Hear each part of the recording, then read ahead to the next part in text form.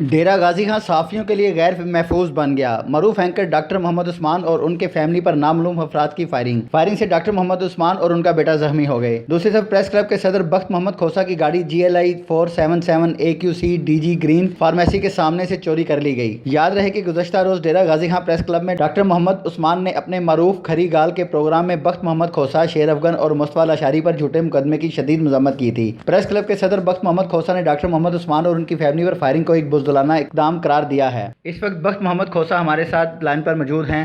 جی بخت محمد کھوسہ صاحب، آپ ڈاکٹر عثمان کی فیملی پر فائرنگ کے بارے میں کیا کہیں گے؟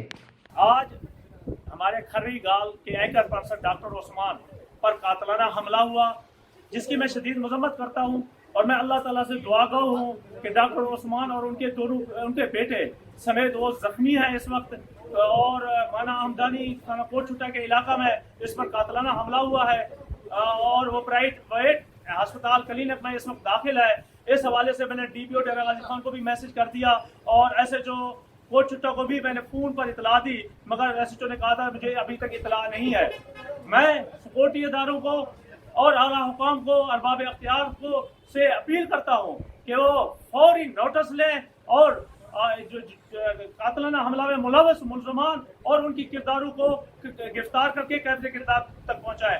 اسی طرح ڈیرہ غازی خان میں تھوڑی دیر 2-3 گھنٹے قبل میری اپنی XRI گاڑی 477 وہ چوری ہو چکی ہے، اور یہ ایک ہی دن میں یہ سب کچھ ہمارے صحافیوں کے اوپر حملے اور نقصانات کا سلسلہ جاری ہے۔